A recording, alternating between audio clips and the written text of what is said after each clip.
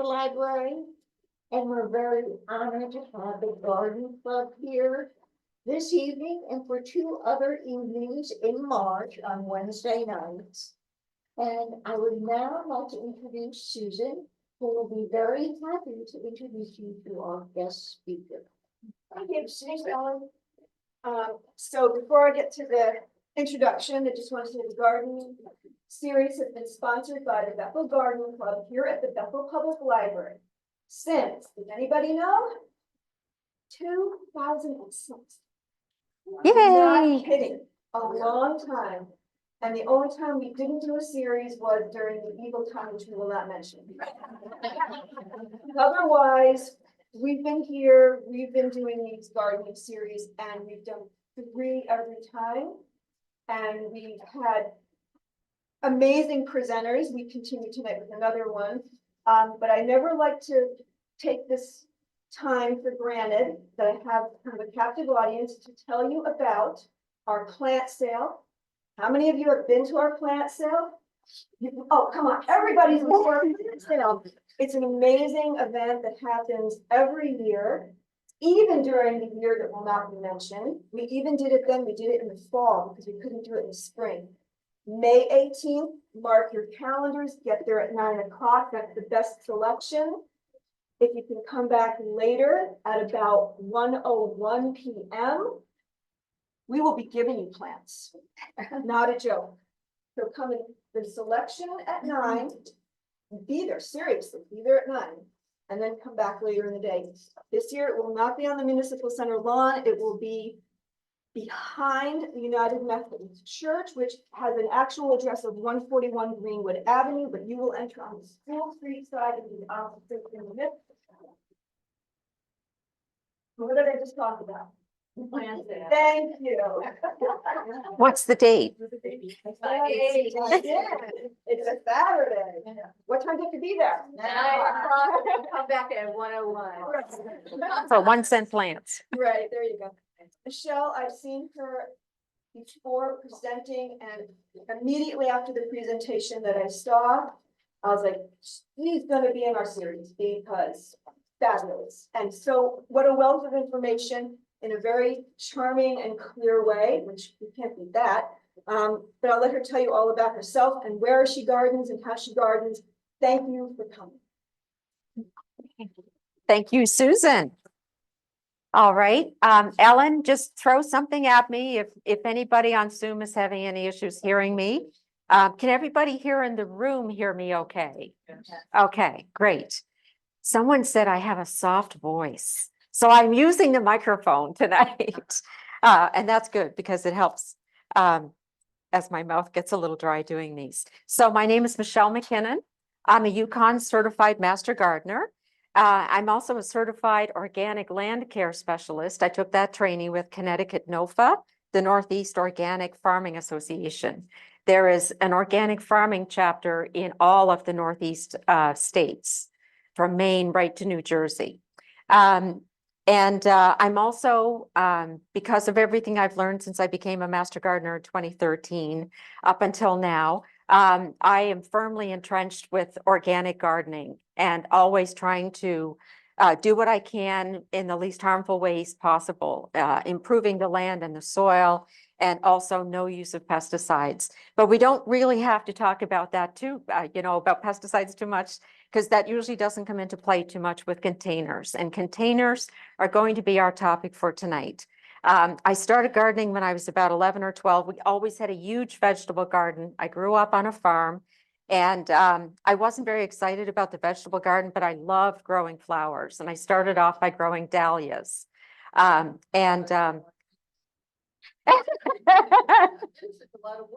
Actually, we just drag a box out of the basement at our house, and the dahlia tubers were down there for the winter, and I threw them in the ground and they grew. So I was hooked. Yeah, but we were digging the whole vegetable patch and everything anyway, so it didn't seem like a whole lot more work. It seemed more fun than digging turnips and potatoes out of the ground to me. But anyways, I've been a gardener my whole life. Even when I lived in a high-rise apartment building, I had my entire balcony covered with plants. So I'm also very curious. I'm always listening to podcasts and so on. So in the handout, there are handouts at the back on the table. If you're close to the front of the room, I have a few extras here if you need them. But in my handouts and in my presentations, I'm always sharing information that I've come across either online or in a podcast or so on.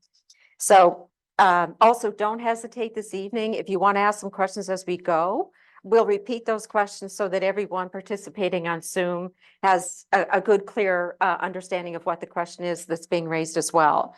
And the approach that I took for this evening's presentation is a new approach. What I did, because I've presented on containers several times before, is I took the questions that people were still asking after I shared a lot of the basic details.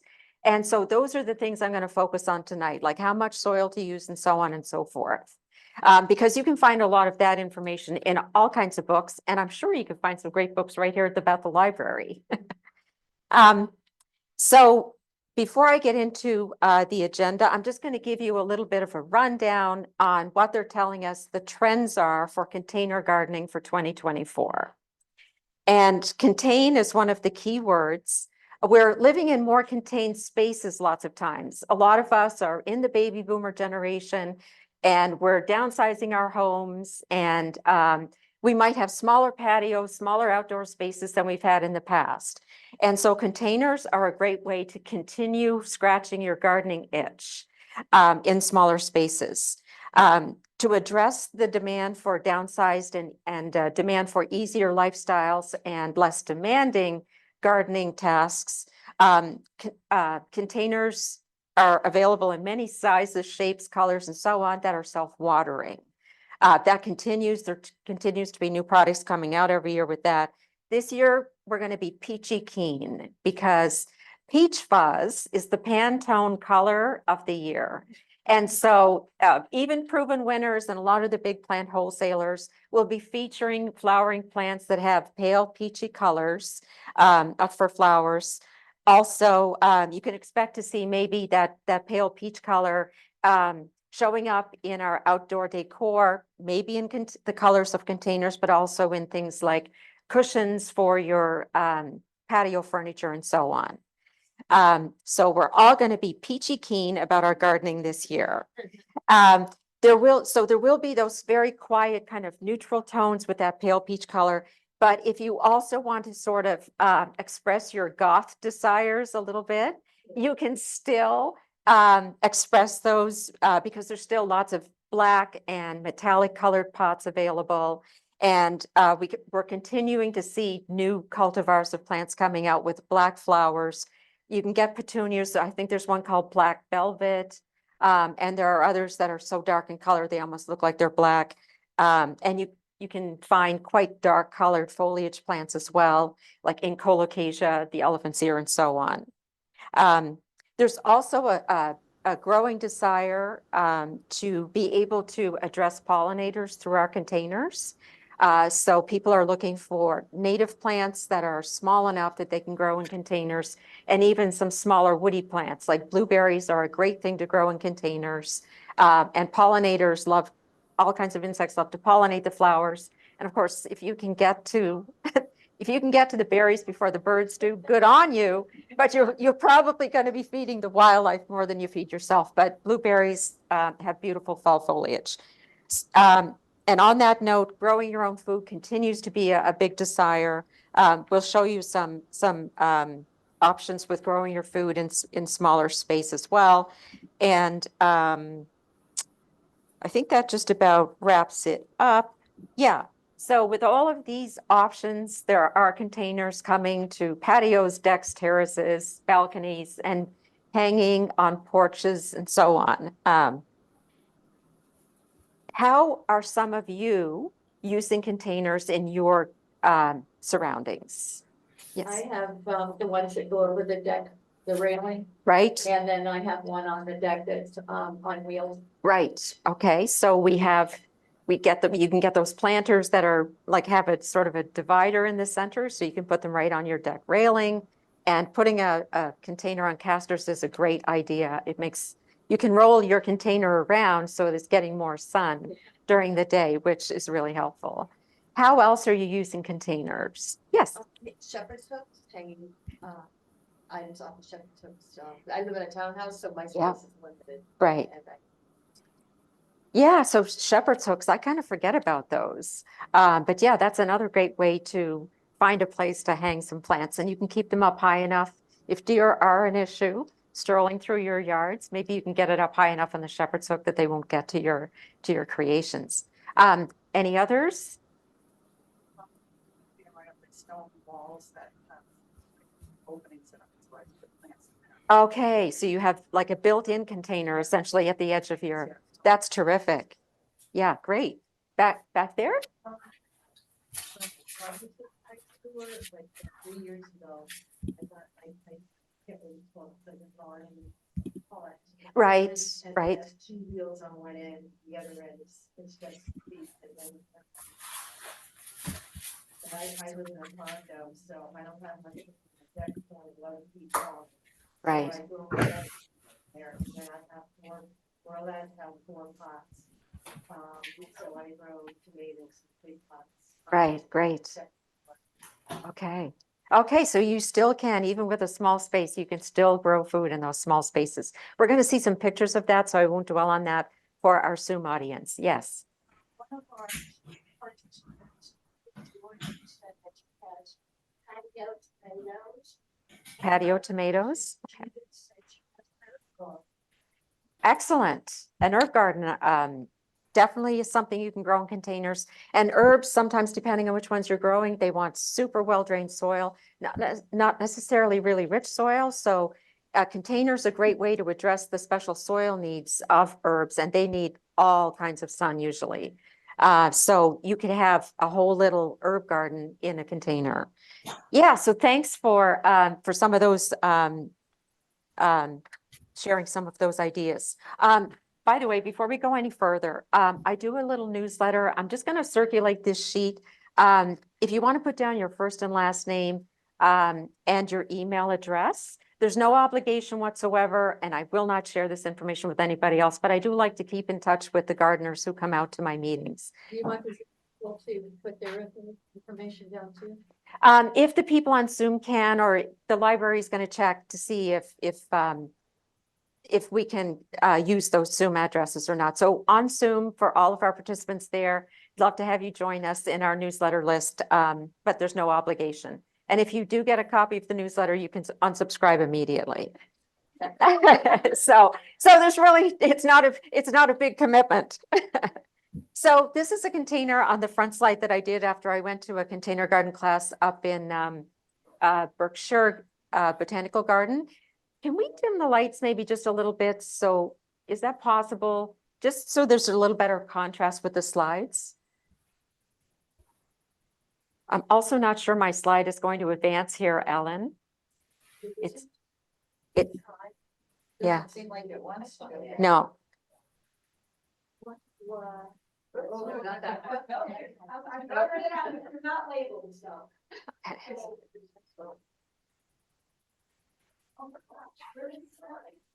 So while we're playing with the light, There there we go. That's great.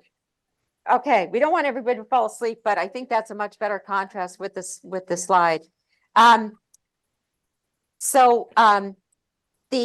One of the big philosophies that I took away from the class that I took was to use some perennials in your containers. So the little bright pink here in the front is the bleeding heart exemia. It's like the wild bleeding heart, but this is a cultivar. And then in the back, there is some astilbe and so on. And that at the trailing, All the time too. Your little trailing thing. the Neil. creeping Jenny. Yeah, that comes back all the time. It does come back, and it comes back because it has invasive tendencies. So when you grow this one, you want to keep a close eye on it because it will make a run for it.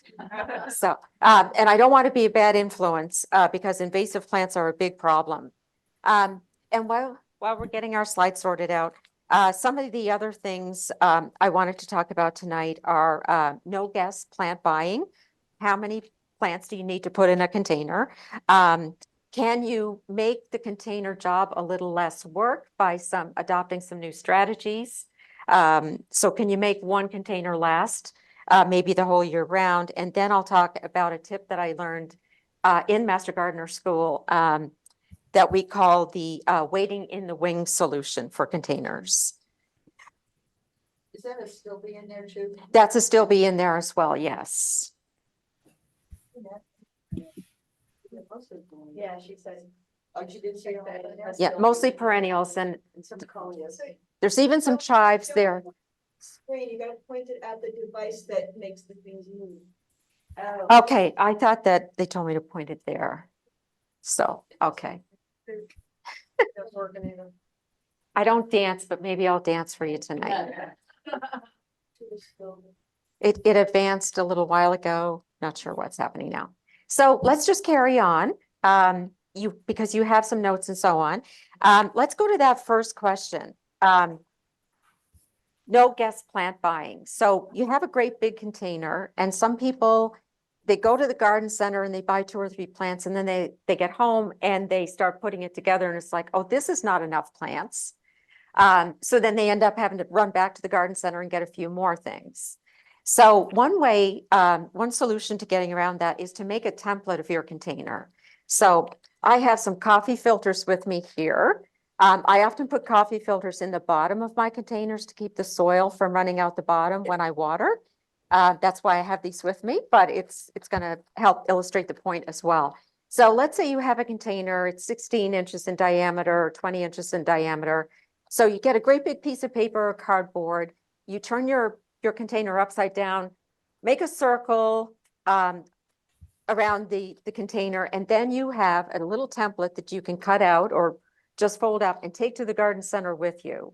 You could bring an empty container with you, but you know, my containers are big. And they are lightweight, but still, it's a lot more convenient to just make a little template, fold it up, and bring it along with me. And you space them 2 inches apart. Well, when you have so you take your little template, and at the garden center, you get your garden cart, then you unfold your template on the cart, and then you just pick up pots and play around with them, and sort of figure out the spacing. And then you don't have to completely fill the pot with plants, right? Maybe you have a few little spots that are left. And one suggestion that a good friend of mine who's an amazing garden designer had was he buys little 6-packs of annuals. So they're $3 a pop, right? They're $2.99 usually. You get 6 little cells in there. Instead of putting like one alyssum in one spot in the pot, plunk 3 together. So just a few innovations in pots over the last few years. I mentioned in the introduction that self-watering containers is a big trend, and they continue to come out with products like that. These are aqua pots on the left from Proven Winners. Bring your credit card with you if you go out shopping. I mean, maybe I shouldn't say that. They're less than $100, but I'm the kind of gal who goes to Tractor Supply and pays $20 for a big empty container. But I mean, they are beautiful. They have beautiful finishes on them. I would be very careful and make sure they're stored really well, because they are beautiful. And I think the finishes could get marked up really, really easy. Oh yeah, you can wash it, but I just mean like it looks like it's a ceramic finish, very glossy. So it might show scratches and little nicks very easily. But, you know, Proven Winners, they keep trying to make it easier for us to garden. In the top center there, you see smart pots. So these are fabric pots. I have one sample with me. This one does not have a handle. I recommend you make sure you get one with a handle. There's all kinds of knockoffs now as well, but Smart Pot was the first company that came out with these fabric containers. It's almost like felt. I'll pass this around if you want to take a look. This is a knockoff that I'm passing on this side.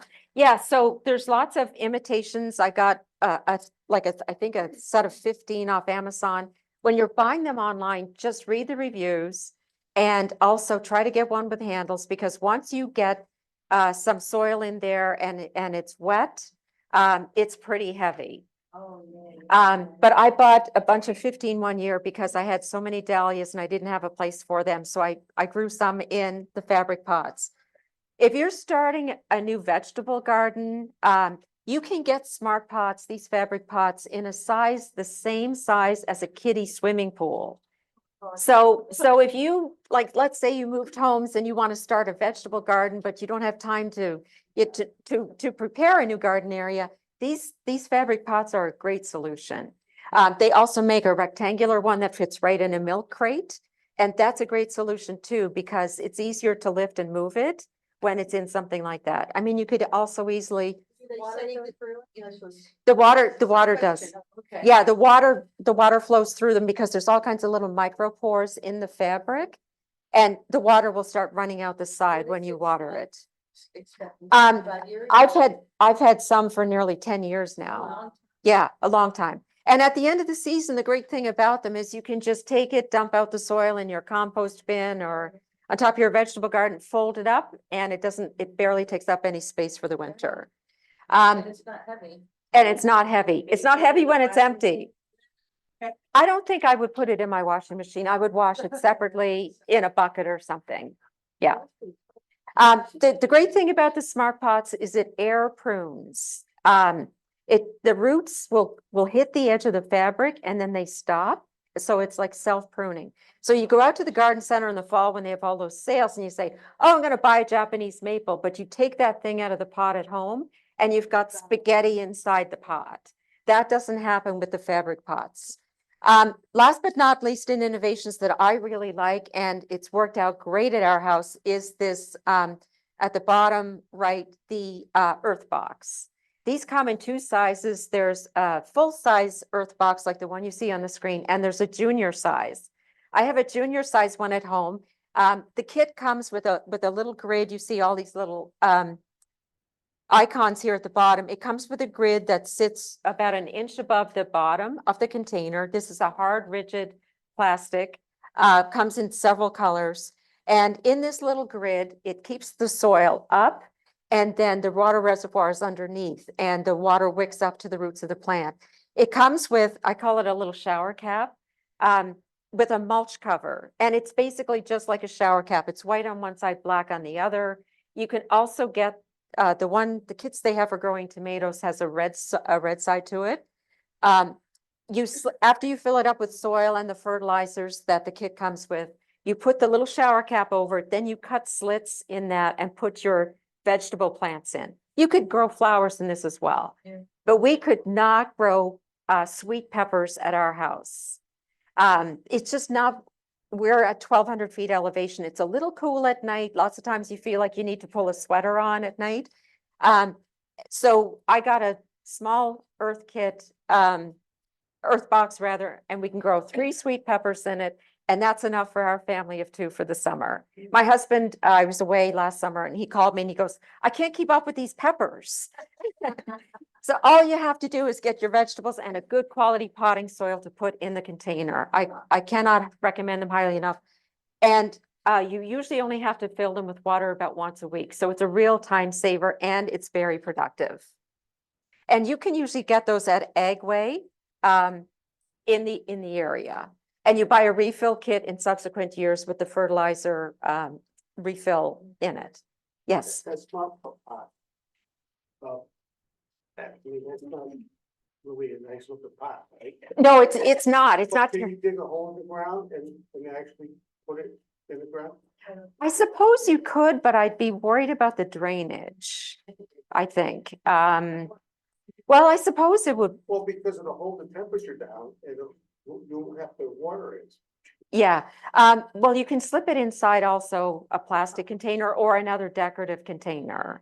But if you put it inside, like, let's say a fancier thing, like you wouldn't put it in here because they're both self-watering or, sorry, this is self-watering. But if you had a decorative pot, you could slip it inside a decorative pot too. I would say try it and see what happens. Let us know how it works out. I'm fasting. Yeah. It's not attractive. They do come in some more colors now because people were saying, could I get this in another color besides black? And I think that's also why they've started like making a square one that fits like in milk crates and so on. So that people have some options like that. But yeah, try it and see what happens. Yeah. That's right. That's right. You could.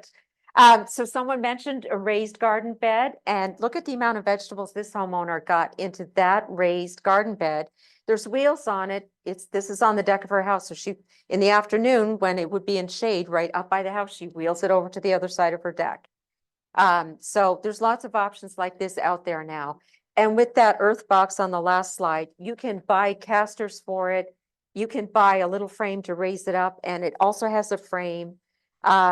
If you're growing something like peas or things like tomato plants, you can get a frame to hook onto it to support the veggies. Can we go back to bearing? I think that would be a bad idea, because I think because the material is made of, you might end up making it moldy if you buried it in the ground, because the moisture from the dirt and the soil around it might cause, you might end up damaging it.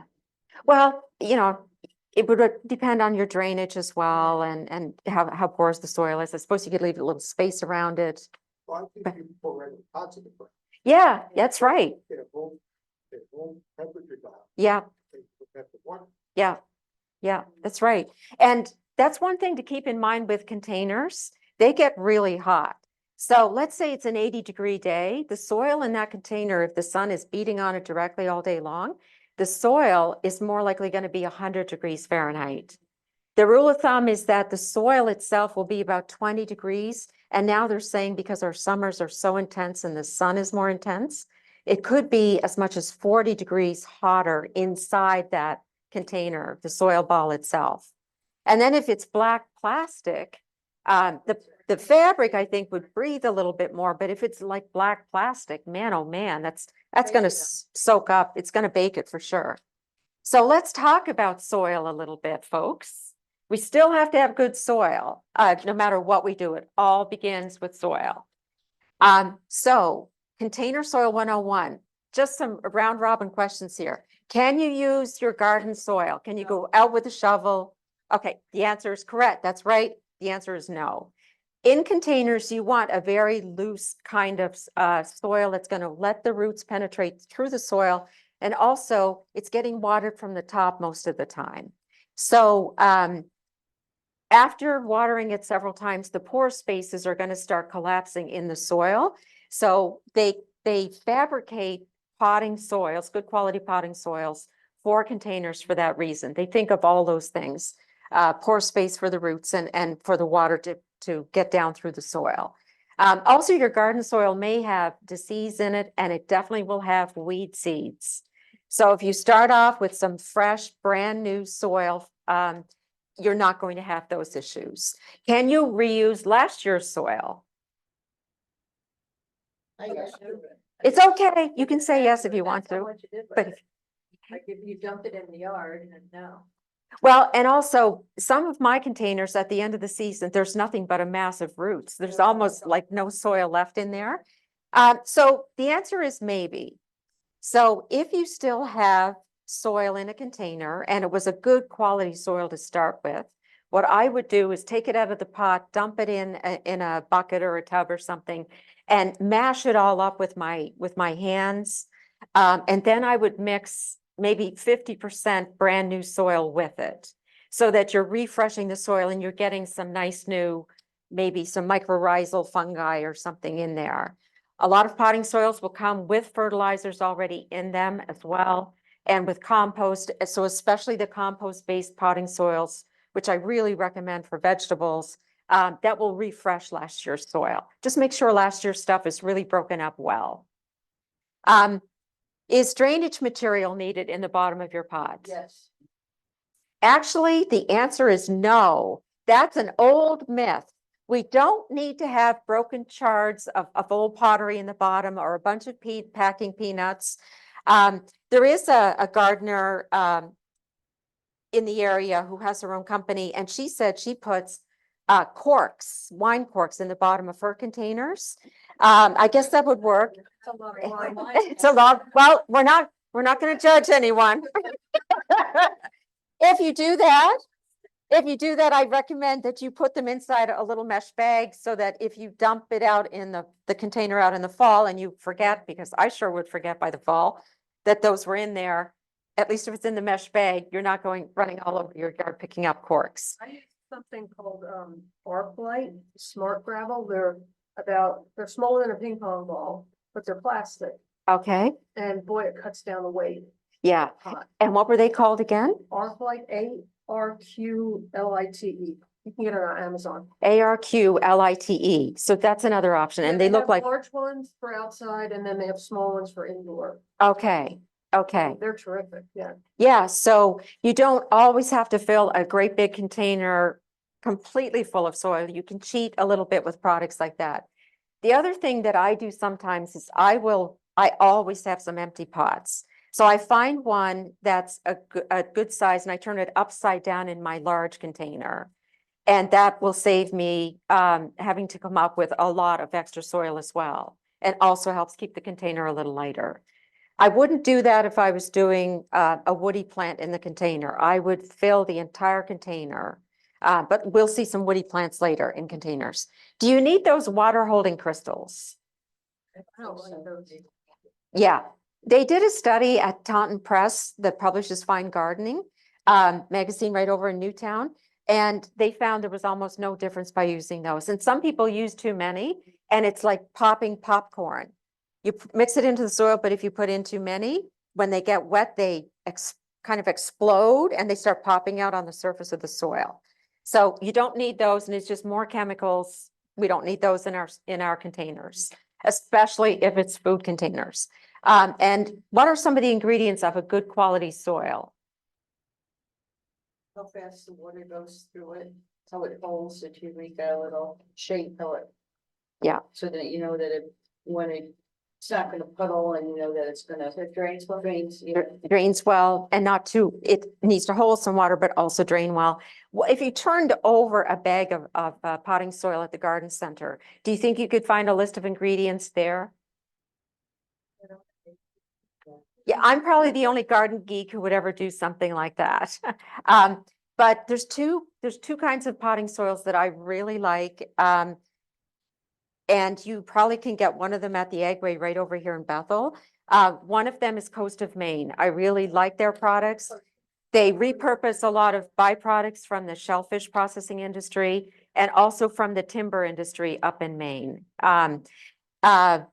And you'll also generally find compost is one of the key ingredients in a good quality compost.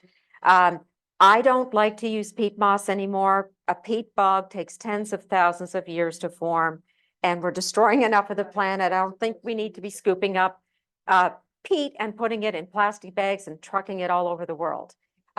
Instead of peat moss, what a lot of companies are doing now is they're using something called coir, coconut coir. It's basically, people pronounce it different ways. COIR is the word I'm saying. That's sort of being used as a replacement for peat moss. And in England, the use of peat moss is completely banned.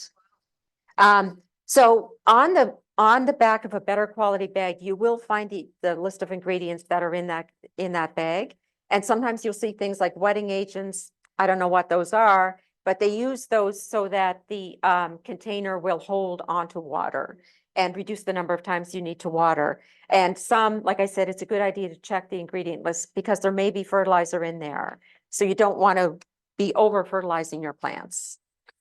Like Miracle-Gro not good, no, in your average. The blue stuff. Yeah, I would use it for my ornamental containers. I wouldn't use it unless it was specifically labeled organic. I would not use it on an edible container like this. So on this slide, I wanted to just mention some food safety that had never occurred to me until a few years ago when I heard this on a podcast. So I put together for a couple of years, I used to put together an edible container and donate it to a fundraiser. And so spring of the year, I would always do some lettuces and things like that, and a few herbs. There's some mint in there and some chives and so on. And I would typically buy these things from a garden center closer to my home in Sherman, but they're not certified organic. They do say they grow basically according to organic standards. They don't use harmful pesticides and so on. But if you are buying things labeled, and I'm going to say the name out loud, Proven Winners, I would not trust vegetables that come from proven winners. They have contract growers all around the country. They can't control what their contract growers are doing. So I would only ever put together a container like this now if I got the vegetable starts from my organic farm stand. And fortunately, the organic farm stand we go to now has vegetable seedlings and flower seedlings every spring. You don't know what's been sprayed on there. Also, they use growth regulators, which is some sort of chemical or hormone product to make flowers come into bloom so that they're blooming just in time to go out on the shelves at the garden center when we're all out there in the spring going crazy shopping for our plants. So, and I also try to use organic soil. Organic Mechanics is a newer line of potting soils and products that's come out over the last few years, made in Pennsylvania. And there's no fertilizers, there's no wetting agents, and there's no perlite, those little white things. So I try to get the Organic Mechanics for vegetable containers, and I get that at Whole Foods. Unfortunately, Whole Foods is the only place I think in Connecticut that sells it. But I cannot recommend it highly enough. Like I said, we have too many peppers at our house.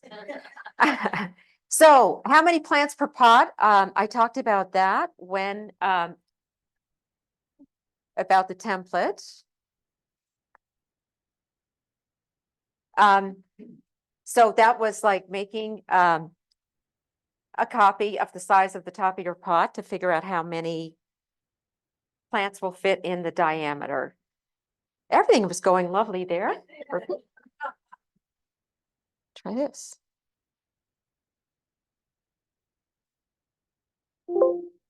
So we, let's just carry on. Let's just carry on as if we're normal, my brothers would say. So, no guest buying, make yourself a template, bring it to the garden center. The other thing you can do is, it's almost like it's frozen. Oh, I'm sorry. Ellen, we got it. That was my bad. That was my mistake. Sorry, folks. So you have your template, and I just sort of made up this container. I've not grown a container like this myself. So you have a 16-inch container here. Lots of times I will still put an old plastic pot inside with my plants. Because sometimes if my combination is not working out, I can just lift the whole thing out in the middle of summer and put something new in. But the idea here is, you pick out your plants at the garden center, lay them on top of your template. Annuals are going to get 3 to 4 times the size by the end of summer, right? So you have to allow some room for expansion. And like I said, just fill the gaps with some little 6-pack annuals like lobelia or alyssum. A friend of mine who's also a great designer, he works up at Meadowbrook Gardens up on Route 7. Oh, sorry, it wasn't him. It was somebody from Fine Gardening magazine. He puts parsley in as a little filler in his containers. And not a bad idea, right? Because, hey, you want to sprinkle a little parsley on top of dinner, you have friends over, you can run out, get it from your container. And Effective. yeah, that's right. And it's green all summer long. So, so that's something you can try.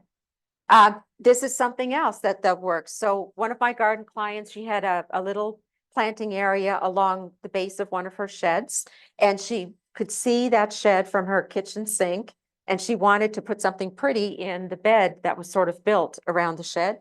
So I measured that little garden area and had my tape measure at the garden center with me, and just sort of laid the plants all on the ground and measured and played around with them a little bit to see if I thought I had enough. And one of my favorite things is to fill up the trunk of my car when somebody else is paying for all the plants and take them off home. It still gives me that little rush. Yeah. I thought I didn't have enough coral bells in the last photo, but it looks like I did. So, and here's another just little reminder. I think I took this picture at Hallis Garden Center on Peyton Aram Road, just the other side of Danbury. So at the garden center, if you're a new gardener, they will arrange plants according to their needs. So these are shade-loving plants and plants that need a little more moisture. So you don't want to put this in a container that's going to be blasted by the sun all day long. But that's another little tip for containers to help them be successful is try to group plants in a container that have similar growing requirements in terms of sunlight and moisture and so on. You might want to have like a different more variety of foliage because a lot of these plants are kind of roundish or kind of scalloped. I always encourage a variety of leaf sizes and shapes and colors. How do you keep your pots going all summer long? How do you keep them looking great? You can pinch, you can deadhead, you can fertilize as the season unfolds. Here's an idea again from the Berkshire Botanical Garden class that I took. The instructor, Jenna, she uses woody plants in a lot of her containers. So I don't know who made these containers, but this one is from Canaan, little town up in northwest corner of Connecticut. The container is out all year round. It has a very thick wall. There's thick wood, and then there's a metal liner inside.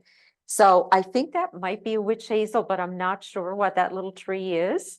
And then there's some perennials, some more heuchera there, or coral bells, and then some ajuga maybe running down the side. So here's an example of how you could do that at home.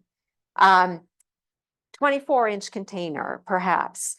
And I'm going to use the sky pencil holly. So it's green all year round, but it's tall and slender. And I'm going to leave that in there year round. So that's one less plant I have to deal with. It depends on your container. So in that last slide, it was a really thick walled container. And I would say that those containers are so heavy, they just leave them out there probably all year round. But the other thing you can do is you can grow them all season long and then put them in your garden come winter time. So in this example, we're going to use the holly for the woody, and then use this time of year, if you're putting it together, hellebores would be a great option around the bottom.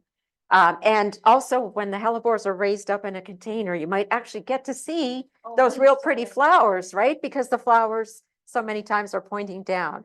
You could put in a heather. In this little container that I brought with me tonight, I have a little pink heather. You can take a closer look at that afterwards if you wish.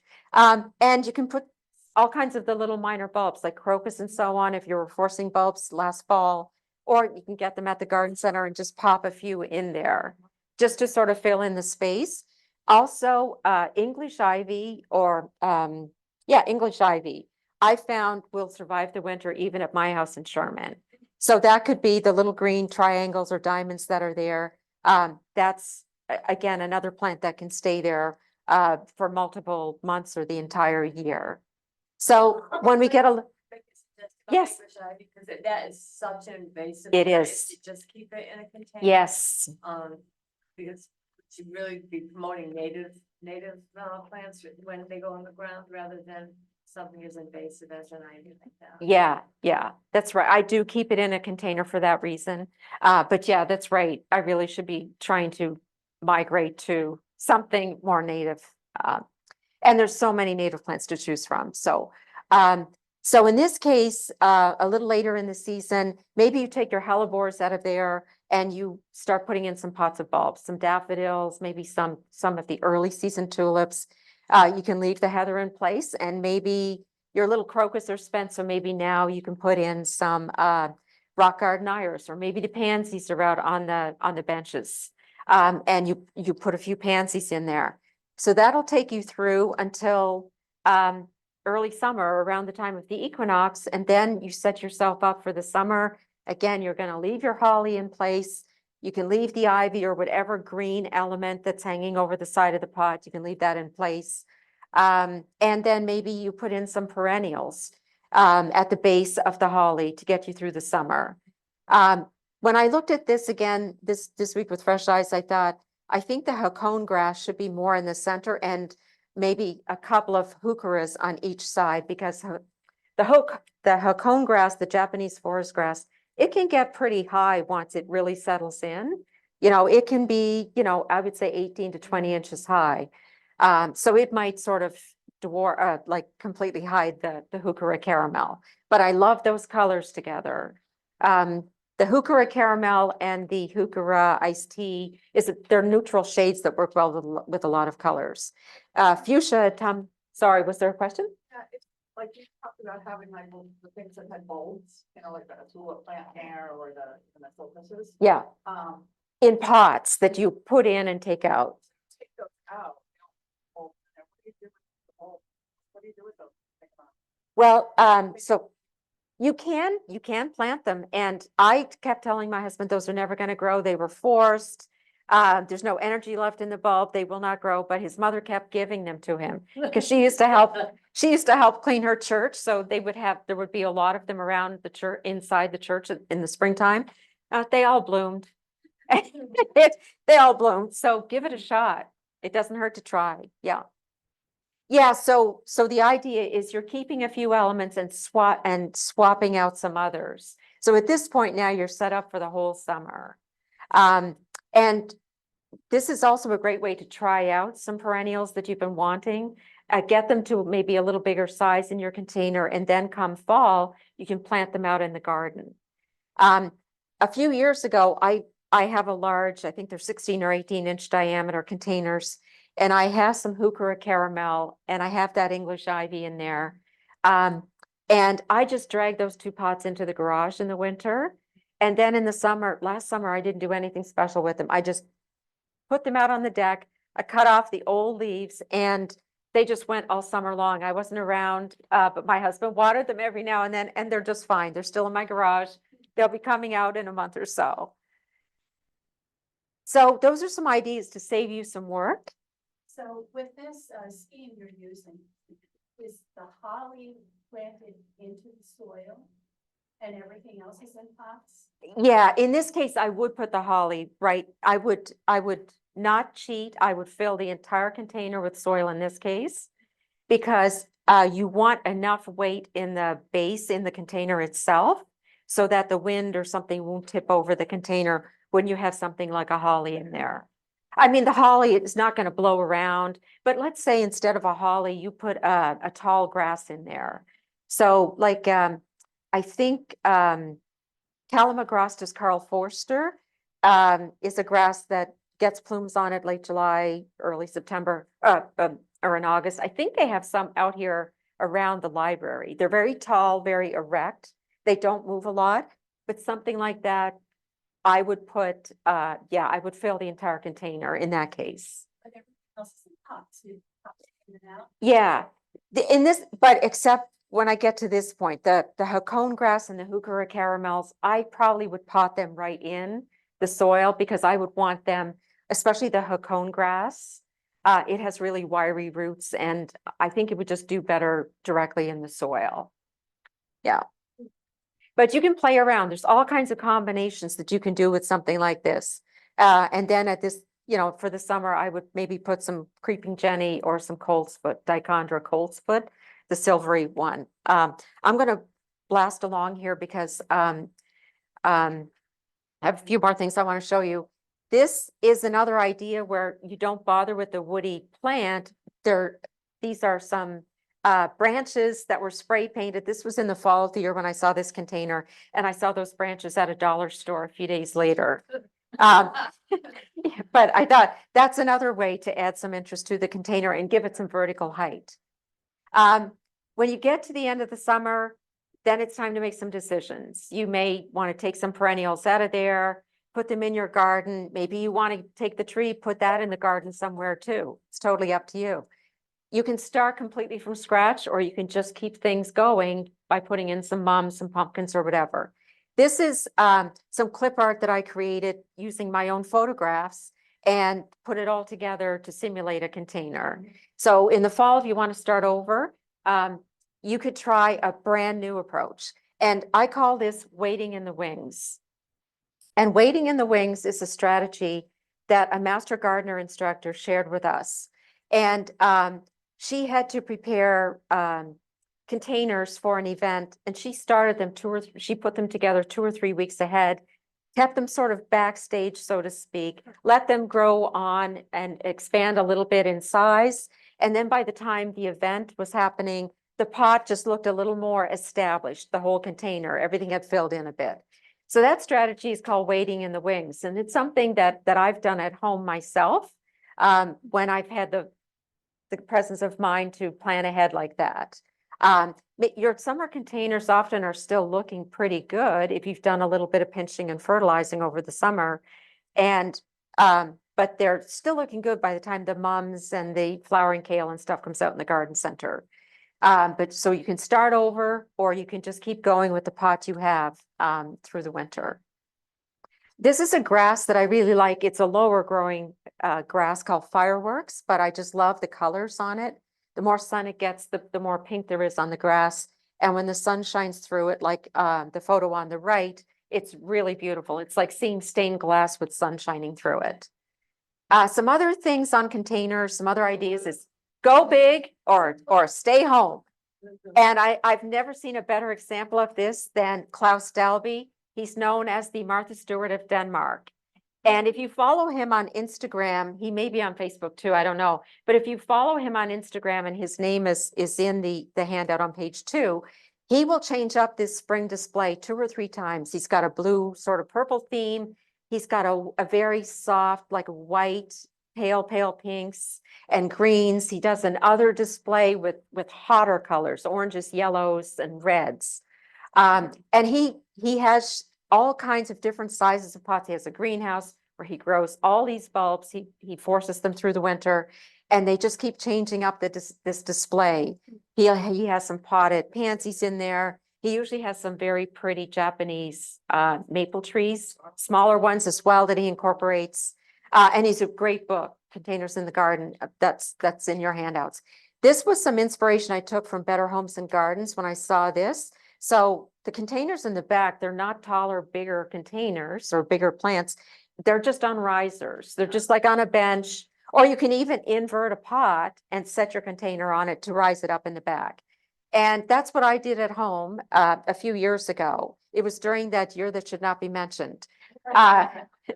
So at the bottom there, it's too bad the black bar is there, but I have a metal container, a rectangular metal container with just 2 different types of plants. I have kiwi fern coleus, that's the red coleus there, and then I put in some of the creeping jenny. Behind that little rectangular container, there's a large oval container, probably twice the size of this container I have here with me. And I think probably people would have used it to put firewood in to set by their fireplace. As soon as I saw it, being a gardener, I said, nope, that's going to be for a container, that's going to be for plants. So I grew these big lime thyme coleus for several years, and I took cuttings every fall and just kept them going. So I had a couple of large pots of those that I put right inside my big oval container. Then I had some small pots of annuals that you see there in the center. And those little annuals, I just inverted some pots underneath them to raise them up. The sun patience wasn't happy. The bright pink blooms had fallen off it. I think it just wasn't getting quite enough sun there. And then there's some dichondra, coltsfoot, the silvery lacy vine there at the edges. And then after I did all this, I was at Whole Foods, and they were clearing out their plants. They were shutting down the garden operation for the year. And so I got those great big coleus. They're called they're called Kong lime coleus. And the ones that get a little more sun have the bright pink center on the leaf. And I just left them in the gray plastic pots they were in. Maybe it doesn't look so great, but the pots that were up top, I put 2 up top on a little table behind, and you could barely see, you couldn't even really see the table from a few feet away because the lime thyme coleus was taking over the show. So that was my attempt at multiple levels and sort of creating a mass planting. The nice thing about something like this is you can swap the containers in and out if something's not working. And there are some purists who believe that you should only have one kind of a plant in a container. I think depending on the size of container, I think that should let that be your judge. There are merits to both ways of doing it. And this is that kiwi fern coleus that was in the little rectangular container. You probably didn't get a good look at it because of the black bar there at the bottom. But I really like that coleus. Another example of what a difference a well thought out container can do. This is a container just on a larger scale at the edge of a parking lot. The parking lot looks a lot nicer in the summertime now with this planting. And this is some of the king tut or prince tut papyrus. It creates a really interesting look. Add some lacy collars, some dangling earrings, so to speak. This was at a little garden center up in Canada. I thought this was ingenious how they created this wall. All kinds of dangly things. Names of these things are in your handout. This is a little discovery I made again up at Meadowbrook Gardens up on Route 7. This is called Miso, M-E-Z-O-O, trailing red. Miso, it's a type of Livingston daisy, but not like the other Livingston daisies I'm used to from South Africa. This one's almost like a succulent. And this also, you can take cuttings and overwinter this quite successfully. Pineapple mint, I love in my containers because if you walk by and you brush it, you get that aroma. It's one that maybe when you put it in a container with other things, you keep it in a pot because mints have that reputation of running. This is a planter I put together with some of the miso, some impatiens. But what I loved about it is that this hummingbird moth was attracted to the bright pink flowers. The fireworks grass is in the back of this container. And I put two of these, one on each side of the entrance to my front walk. The same year that I did all those coleus planters. This is some more of the same material, the same summer. You can see the mint is having a field day. The miso though got to be a really good size as well. Some more of the lime-time coleus in there. In fact, I think this is 2 containers. There's one on the bottom step and one on the top step. And I think that the one on the top step is from the opening slide. There's strawberry drop coleus in the top there with the little red centers. I thought it was going to trail down the side of the container, but it doesn't drop. It's not literally going to drop down the side of your container. Another plant that I used was caladiums. There's so many different colors of caladiums. They come out with some new ones every year. Depending on how much sun they get, can change the color. Fuchsia is something I tried one summer. I don't know if I'll do it again. It turns out it's a little trickier than I thought. It doesn't like super hot summers. Ooh, and they like a lot of water too. They do like a lot of water. So it did better in the spring and in the fall. There's a hanging basket under a tree. Yes, they do great in hanging baskets. This is one that I think somebody mentioned it in a presentation I was at, but I found this one also up at Meadowbrook Gardens, Fuchsia autumnal. It gets those magnificent colors in fall, but it has to be getting enough sun on it. It likes some shade, but it needs enough sun for those colors to show up. And this is the whole chaotic thing kind of put together. The Creeping Jenny, Coleus Pink Chaos, another one, and this pot had the caladium in it and some of that fuchsia. Some more of those containers that summer. We have the miso down here at the bottom of the slide, draping over the pot, along with some sweet potato vine. Plum Dandy alternanthera. I don't know if that's pronounced correctly, but that purple foliage or the burgundy sort of foliage on the left of the slide, that was a real discovery. And I kept that going for a few winters as well in my garage. I don't have that anymore, but I wanted some foliage. I don't just do flowering plants. I do a combination of something grassy often and some foliage plants because flowers are fleeting, but foliage is forever. Sometimes the flower petals drop off and you need some foliage color and texture too. Fabulous from Meadowbrook Gardens. They do amazing jobs with their containers. This is a little spring container I did last year. This was inspired by Berkshire Botanical Gardens, and this is ryegrass, winter rye, growing here to make it look like grass. And then there's some grape hyacinths, some large ones in the back. Got some pansies, and then Grand Soleil d'Or. little tiny narcissus. They were supposed to smell better than paper whites. They don't. They don't. So if I had used this as a centerpiece on my table, I would have been putting it outside because I did not like the smell. Sort of another spring container with pansies. I'm just gonna fly through these because I know our time is at an end. Some amaryllis bulbs, dress them up, put some little twigs in there and so on. The twigs can help hold the stems upright. This was a hostess gift for someone, so I put some little fairy lights in there too, and just hid the fairy light control under the moss. I'll just fly through these, or I can stop here and take some questions. Yeah. Question. One of my big problems with containers is slugs. Oh, slugs in containers. Sluggo, Sluggo. It's an organic product. And if you sprinkle a little bit around the base of your container, it's really effective keeping them away. You do, but it's usually good for about 2 weeks at a time. Is your container like sitting in a sort of a damp, shady area? At the edge of the patio, so it gets half sun. Okay, okay. You can also use something called diatomaceous earth. It's like a white, it almost looks like a dust. Be sure not to inhale it. And that, if you sprinkle that around, but again, the rain will eventually wash it away so much that you have to replace it. That also, they don't like crawling over that because it cuts their skin. Yeah. I love the every year I buy them, and I never have any luck with them, and I don't know why. Yeah, so Matt Mattis has written a couple of gardening books. One called The Art of Flower Gardening. And he says in his book that he doesn't buy pansies anymore. Oh, I'm sorry, you said petunias.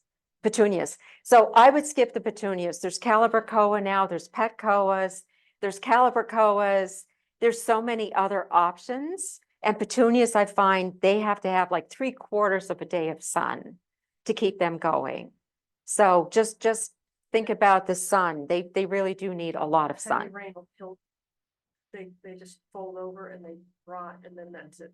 Yeah. It's like garbage. Yeah, the rain can make petunias pretty slimy. Yeah, Very great. they can be very fragrant. So it's, yeah, they're just there. Yeah, yeah.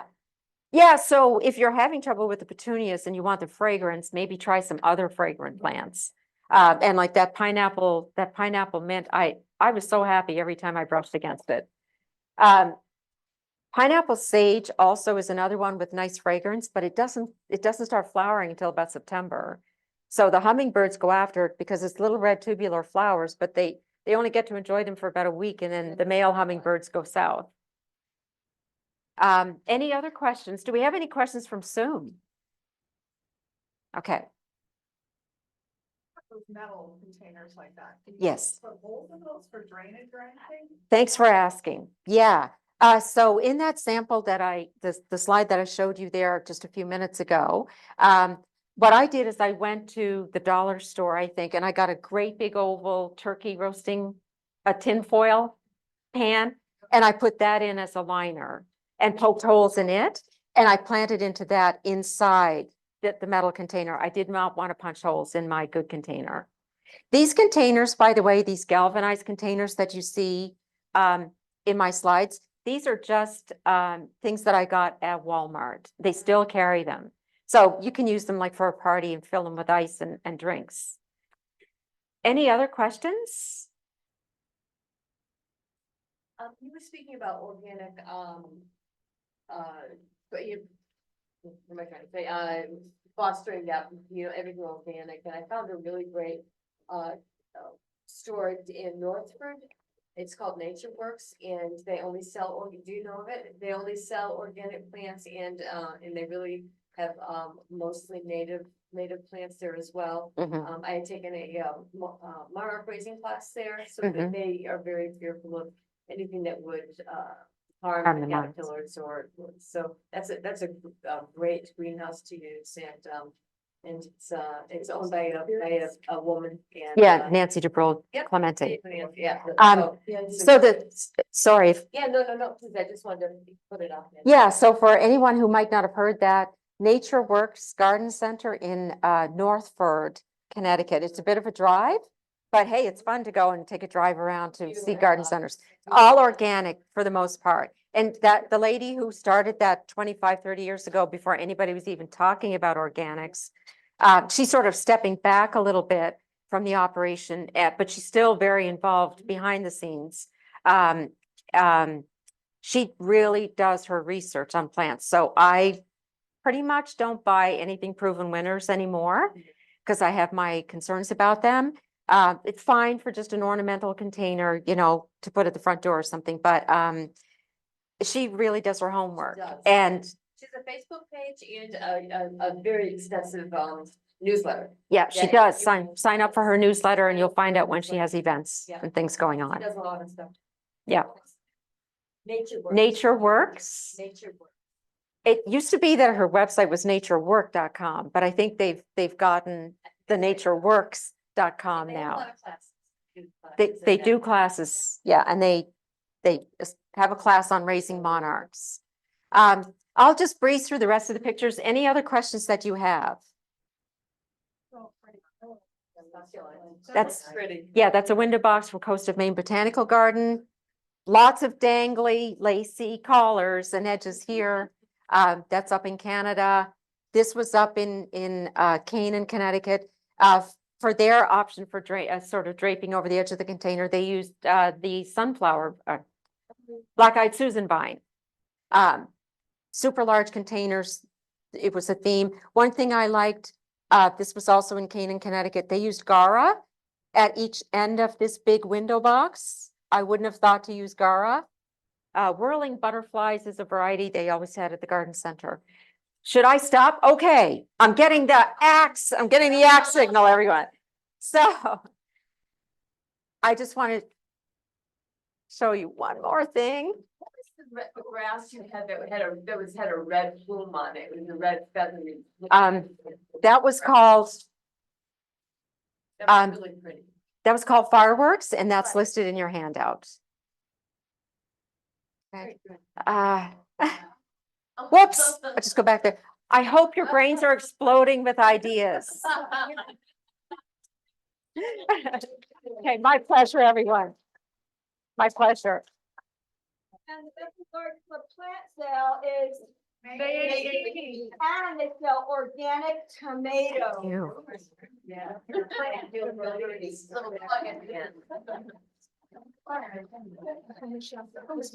Oh, great. Favorite foods, like I heard Jack's is better than Miracle Grow. It's Oh. powdered balloon stuff. It Yeah. Doesn't get hard.